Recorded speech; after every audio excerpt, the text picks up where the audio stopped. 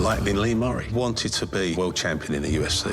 He just happens to be involved in the largest cash robbery in the world. He's definitely not sane. Showtime Sports presents the unbelievable true story about the MMA fighter who pulled off one of the largest heists in history. Huge amounts of money, armed gang, disguises, kidnapping. This is the sort of thing you see in Hollywood films. We'd never seen that for real. Catching Lightning, streaming Friday, April 7th, only on Showtime, streaming with Paramount Plus. Scott for Scots here. Do you hear that? Bring the mic in close. That's not how the grass should sound. There's weeds everywhere in this lawn. It's time to take action with Scott's Turf Builder Triple Action. It gets 3 jobs done at once. Kills weeds, prevents crabgrass, and feeds your lawn so it keeps growing strong. Ah, much better. Get a bag of Scott's Triple Action today. It's guaranteed, or your money back. Feed your lawn. Feed it.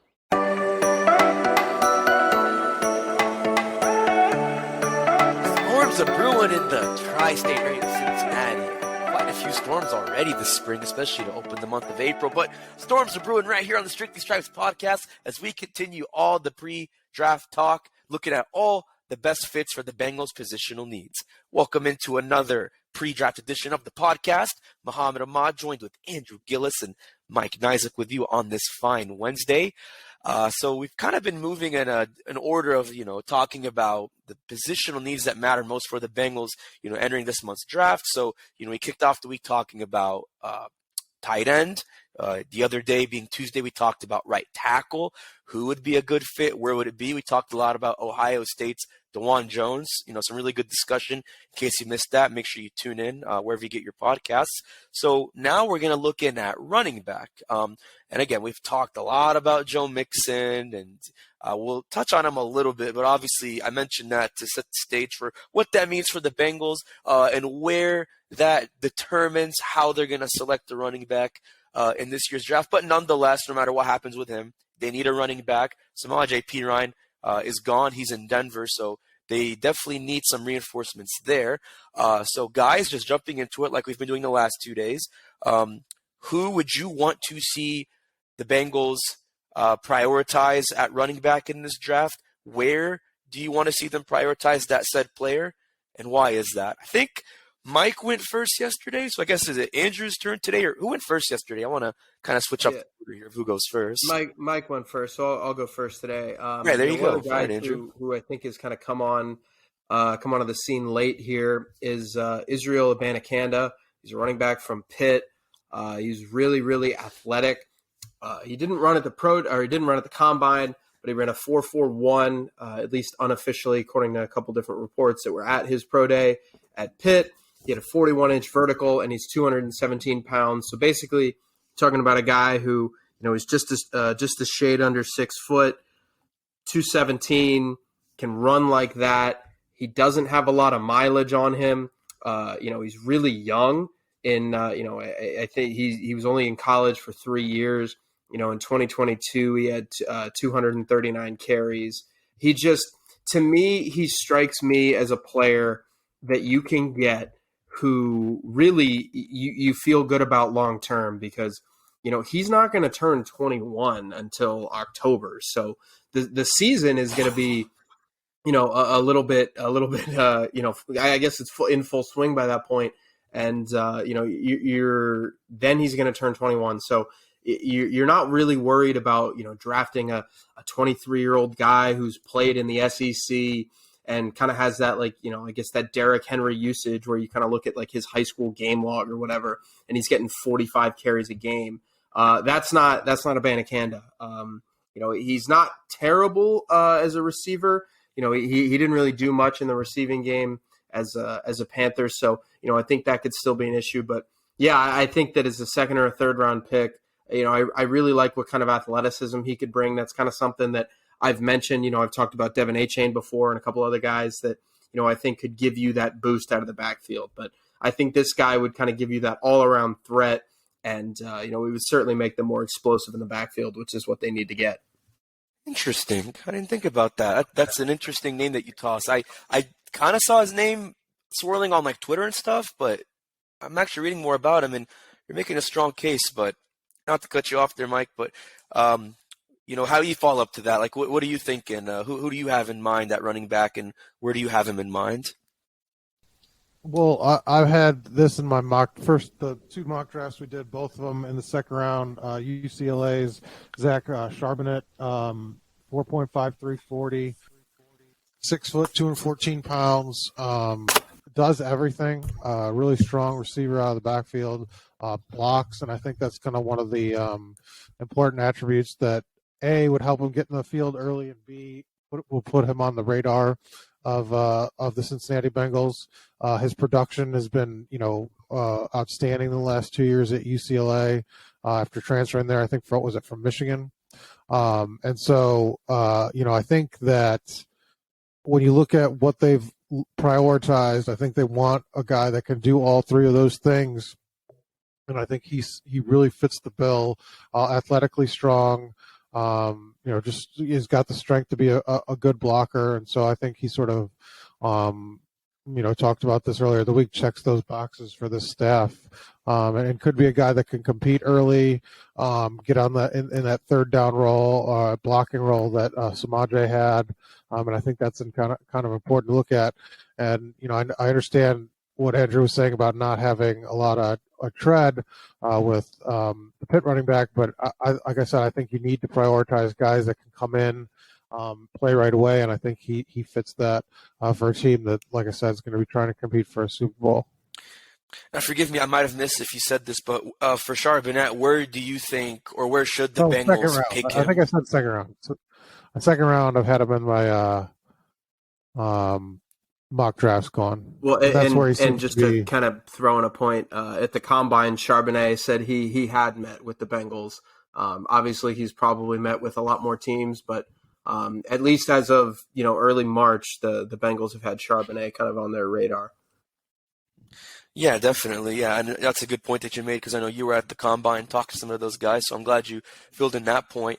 But Andrew, forgive if I get his name wrong, for Israel Abanikanda, did you have him being picked in the second or third round? If you were to guess where the Bengals pick him? Yeah, I would guess third round. I as of now, I would worry about his pro day kind of boosting him and kind of moving him up the ranks. Anytime you are really above 215 and you run a 4.41, that's going to draw some eyes, especially when you have a 41-inch vertical. So, yeah, I would say third round. You're probably biting some nails if you're going to wait till the third round to take that guy. But I think it's certainly possible for sure. You mentioned the nail biting, and obviously both of you guys kind of had second, third round as your projected area of the Bengals targeting a running back. So do you guys think that's the best path forward? Is that the Bengals should just focus on that second, third round, no earlier, no later than that? Or do you think maybe there's some leeway room to look at guys in maybe say the fourth, possibly fifth round? Or is it really just that second, third round where the Bengals have to use that window to maximize their opportunity to get a running back? Well, it depends. Is Bijan Robinson there at 28? Because if Bijan Robinson is there at 28, then you've got a really, really, really, really tough decision. Because we could have 4 podcasts about kind of the value of running backs and whether it's worth it to spend a first round pick on one of those guys. But again, Bijan Robinson is a Saquon level, is a Ezekiel Elliott level, like that type of level prospect. An Adrian Peterson guy, that's kind of who you would put him in the ballpark with, just in terms of his grades. So if he's there, I don't think you can rule out a first round running back. I mean, personally, I wouldn't take, like Jahmyr Gibbs or somebody like that in round 1. But again, if you can wait till the fourth round and take Roschon Johnson, who Bijan's backup at Texas, I think, you could feel okay about that. Bijan, kind of stole a lot of the spotlight, but again, Roschon kind of has that speed and power element you're looking for. Keaton Mitchell, I think, is a guy who could last till the third or fourth round. Maybe the fourth round, he's a smaller guy, played at ECU.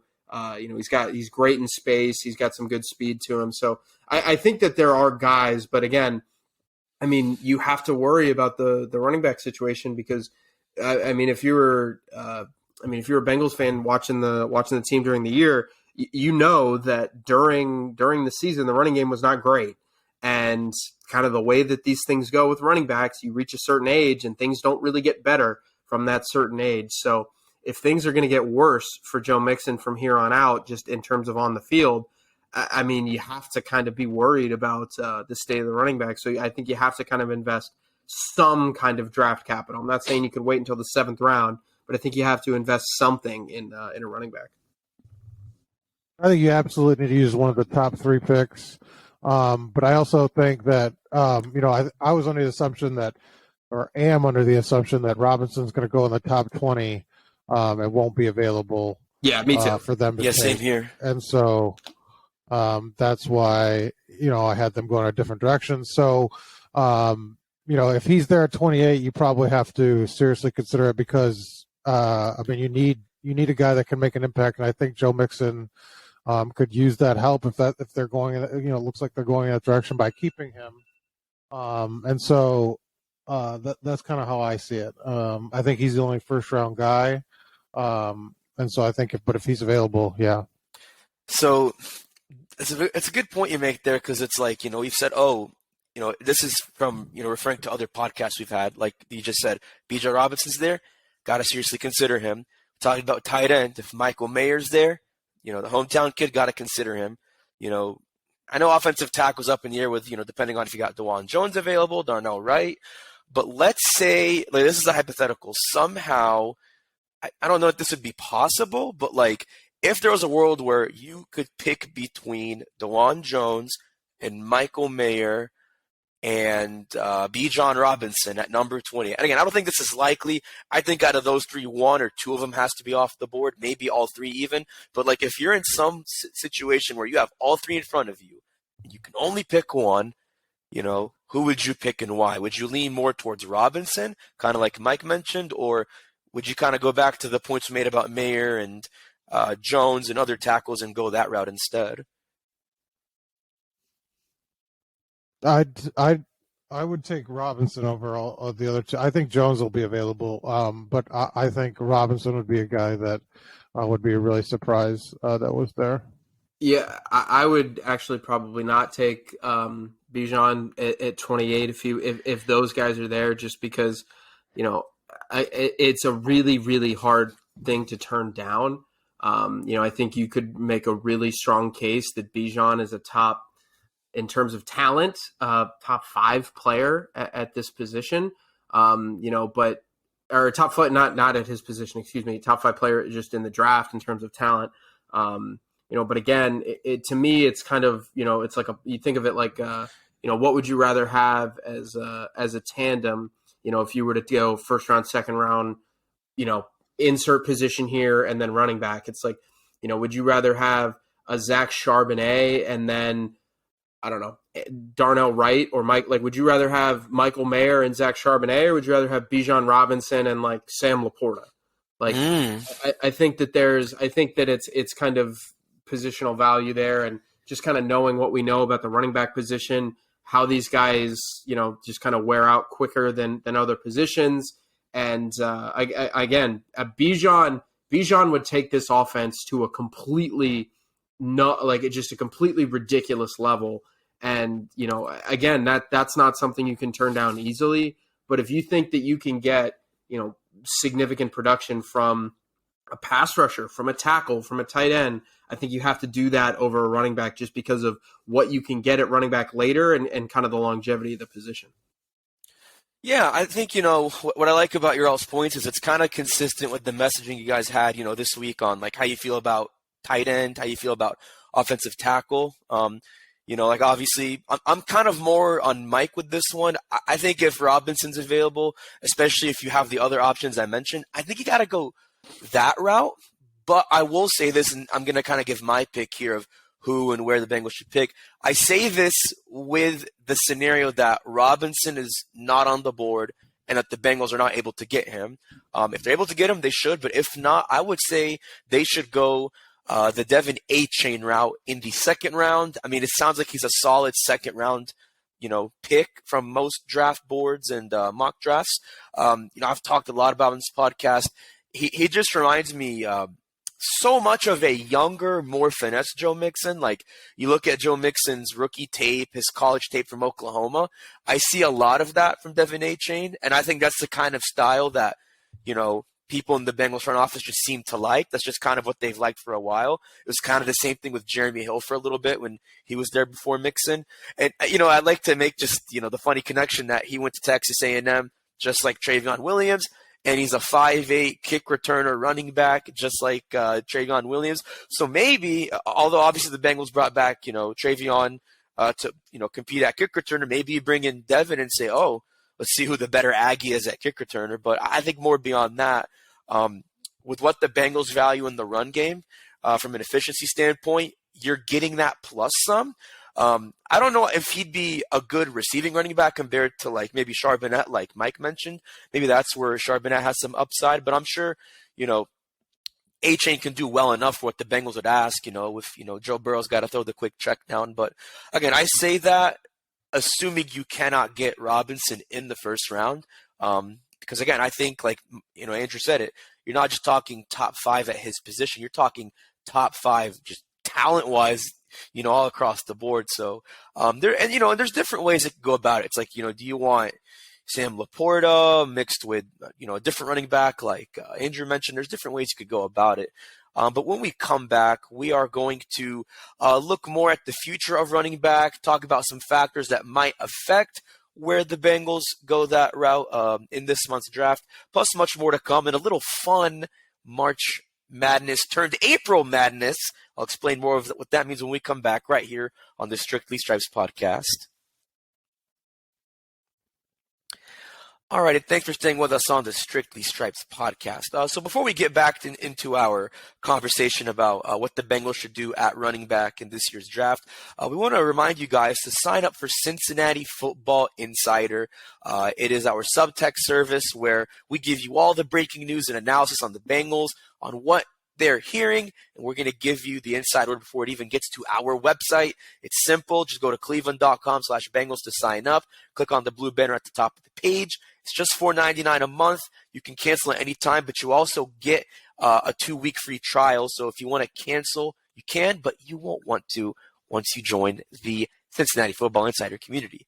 All right, gentlemen, jumping back into it, we talked about where we think the Bengals should go at the running back position in the draft. We talked about some really good names and some really different routes that could work for the Bengals either way. But of course, we can't, and as much as it's repetitive, and we've mentioned this a lot, we can't talk about the state at running back, without talking about the elephant in the room, which is Joe Mixon.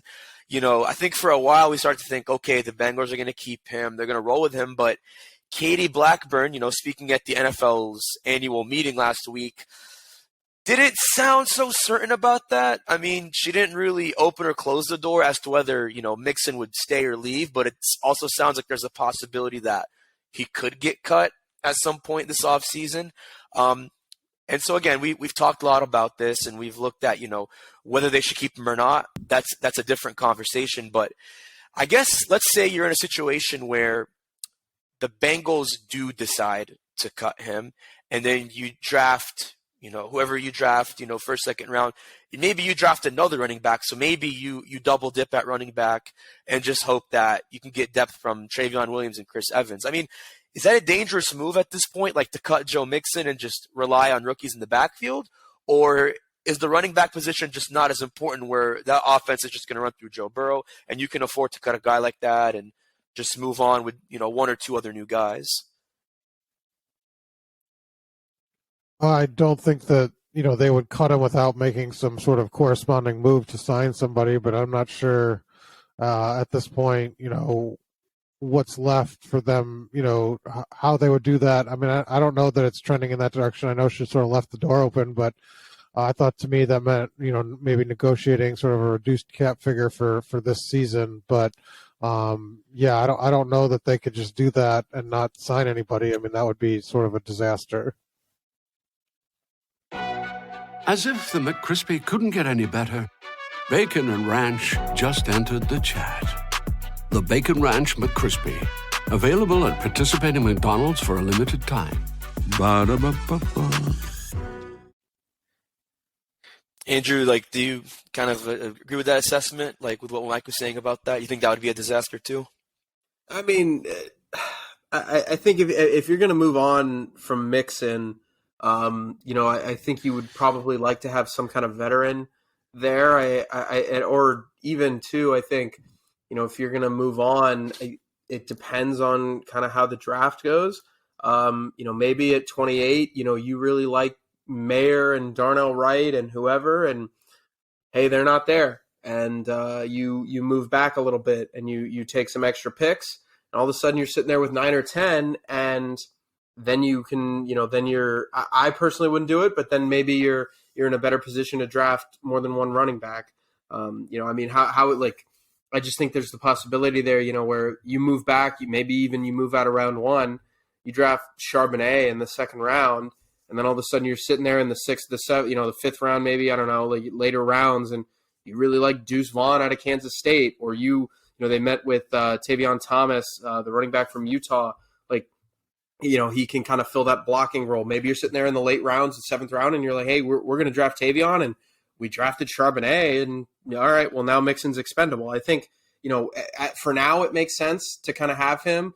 The free agency wave has kind of died down. You don't really need that money, but for sure, I think you have to look at kind of how the draft plays out. And right now, it doesn't make sense to make a move until you kind of know where your running back room is going to stand in May. Yeah, I mean, I like what Mike said. I mean, I would think it'd be crazy to just do that, and not bring in a veteran. But it's like, I mean, you can just look across the board. Like, who are you going to bring in at this point? I'm not saying they can't. I mean, they could. I mean, technically the door is still open, but it's like, I mean, you could just look at whether it's Spot Track or any list. I mean, you're just not really – there's not really many options out there. So I don't want to say they're stuck with him at this point, but if you do decide to move on from him, like, you really need to have a plan because, I mean, I get it. Like Andrew said, we could have more podcasts on how valuable that position is for the Bengals, but you also can't afford a disaster, especially when you're trying to get to the Super Bowl. You're in win now mode with, Joe Burrow's kind of championship window this early in his career. So that's going to be something to follow, obviously, in the next couple of days and weeks if a move does happen or what that means for the draft. But, I was going to say, I know you mentioned a few guys there, Andrew, as far as like who you could look at in the 5th, 6th, 7th round. Do you guys have any kind of final honorable mentions of maybe guys the Bengals should consider, maybe even past that mid-round tier of the draft, like 4th through 7th round? Any guys that you want to give a shout out to that they should consider? Maybe not a shout out, but Not particularly. I think that, like I said, I've been kind of focused on. I think they need a top tier guy in the top 3 rounds. With the way the roster is constructed, they've got a significant hole in that space, so they need to jump on somebody. Yeah, one of the guys who I've kind of been intrigued by is Tank Bigsby, the running back from Auburn. Auburn, I mean, if you know anything about college football, and Mike can attest to this, things can get a little wild down on the plains, and their kind of whole operation was a mess for the last 2 years. So, you're talking about a 5-star player when he was coming out of high school, really, really talented at Auburn. I think that, if you're kind of looking to, say, hey, maybe here's a guy who, wasn't in the best situation in college, didn't have a great environment to succeed. I think Tank Bigsby could be, somebody you think you could kind of mold into a starting running back. So I'm kind of intrigued by him as kind of a 3rd round prospect. I think, yeah, that's a good one too, actually. Bigsby's a good one. I think one that sticks out to me is former Minnesota running back Muhammad Ibrahim. And I'm not just saying that because we share the same first name. But no, I mean, he kind of reminds me of, in some ways, like he's kind of drawn some comparisons to Dameon Pierce, who, has done pretty well for the Houston Texans for how dysfunctional things have been there. Kind of a hard hat running back, a lot of toughness, has a feel for like cut timing. Doesn't really have that like threatening speed. He's might look like a grinder, in terms of like his average burst, but He's really patient waiting for his blocks. Like when I kind of watch some of his clips, like, he really waits for it to kind of open up, and he's decisive when the holes open up for him. Can absorb a lot of contact, which, you need, especially if you're trying to get those first downs, get that extra yardage. Looks like he's more of a kind of that later tier, like a day 3 projected pick. Maybe the athleticism, I think, overall is the biggest question, since his athleticism didn't test super well, but maybe he makes up for that with his production he had at Minnesota. It's a guy I think that is worth considering if the Bengals, either want to double dip or maybe they just are keen on getting a guy late. But I think that's somebody that's worth looking at, later in the draft. But I want to wrap up with something fun that we didn't get to yesterday that I want to get to today. So you might be thinking, Muhammad, March is over. Why are you going to bring this up? But we just had March Madness. The national championship wrapped up Monday. And I wanted to do this in March, but, the madness of free agency, everything gets in the way. I wanted to do this now. And I'm thinking, to ask you guys, if you were to make a starting lineup of Bengals players, like a March Madness basketball lineup, 5 guys for starters, and then a 6th man, just to have fun with it. If you were to construct a lineup right now using just Bengals players, who would your starting 5 be at what positions with a 6th man, and why is the case for that? I want to see what you guys think of this. You guys got some in mind, or you got to think about it a little bit? Because if so, I can give you mine right now. Let's hear yours. All right, let's hear mine. Okay, here's what I'm thinking. So for our starting 5 at point guard, I think you got to put Joe Burrow there. And, naturally you would think, oh, he's the quarterback, he's going to lead the floor. But he played point guard in high school. I mean, he even thought at one point he was going to play college basketball. So, he could have easily been point guard if he was never a quarterback. So I think you got to put Joe Burrow at the point. You got to put Jamar Chase at shooting guard. I think the speed on the field would make him tough to guard in the paint, driving, winning at the rim, ISOs. I think that's a good guy you have at shooting guard. I think you put T. Higgins at small forward. And by the way, if you have not seen T. Higgins' high school basketball tape, he was killer. He took Oak Ridge High School to a state championship game. I think it was his junior year. And I forget who they lost to, but the other team had Jawan Jennings, who plays for the 49ers, played at Tennessee. But, I mean, the dude can dunk. Apparently he's supposedly the best basketball player on the Bengals roster. Allegedly, I forget who said it, but, I mean, he was like a Mr. Basketball runner-up, so really, really good at basketball. I could have seen him having a future there if he didn't go pro in football. But I'd put him there. I think at power forward, I'm leaning – this is a tough one. I'm thinking probably Trey Hendrickson would be your power forward. I think, big body who's tough, can impose his will on you defensively, maybe get a few good shots off down low. And then I think my center is just going to be Orlando Brown Jr. I mean, he's the tallest guy on the team, 6'8", athletic for a 6'8" guy. That's why he's getting all the money he's getting. I could see that athleticism paying off as a big body in the paint. You know what I'm saying? And then I think for my 6th man, this is an interesting one, but I think Tyler Boyd would be a 6th man. I could see him doing a lot of different things. He could be a point guard, shooting guard, maybe too small for a forward because he's just a tad bit under 6'3", but I think he'd be a good 6th man. So that is my Bengals basketball starting 5 lineup. Who wants to go next? By the way, what do you guys think of that? Is that a pretty Yeah, that lineup sounds fine. The only thing, if we were doing this, I would add Cam Taylor-Britt. Instead of Jamar Chase, get some athleticism, get some defense there. So other than that, that's fine. My only caveat to that is he's like 5'10", 5'11". Chase is closer to 6'1", so the height was kind of the deciding factor for me. But athleticism, absolutely, that's a fair case. But did you want to make your lineup next, Andrew? I mean, I'm good with that as long just with Cam Taylor-Britt subbing in for Jamar Chase. Shooting guard, okay. Mike, what do you think? What do you got? That's not a great team. I mean, that's how basketball was played in like 1980s. It's positionless now. You need 5 shooters. Okay.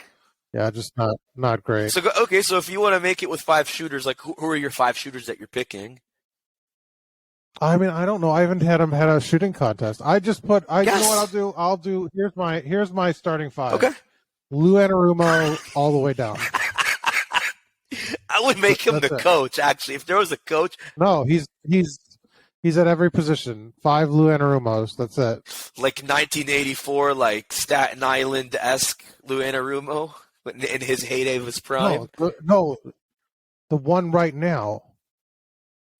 I mean, I don't know. I mean, he's pretty good at basketball, but like, come on, bro. You got to get someone who's younger and fresher. I mean, no disrespect to him. Lou's my guy, but I mean, he'd be a heck of a coach. But I'm saying if we're talking players, like if you can only pick players, who are your 5 shooters? I don't. You're not taking the bait. I picked my team. Man, Mike won't take the bait. Even when I tried to pivot, he wouldn't take the bait. Okay, well, if you want Lou to play, who would you want to be the coach then if it's not going to be Lou? You said players and a 6-man. You didn't say anything about a coach. I said it now. You can't change the game. The game never changed. You can't have a game without a coach. Are you saying there's a game without a coach? That's what basketball essentially is at the NBA level. But we're not in the NBA, Mike. We're in NFL G League or whatever you want to call it. They also have coaches. You'll take the bait one day. I'm gonna get my way with you. Just wait, Mike.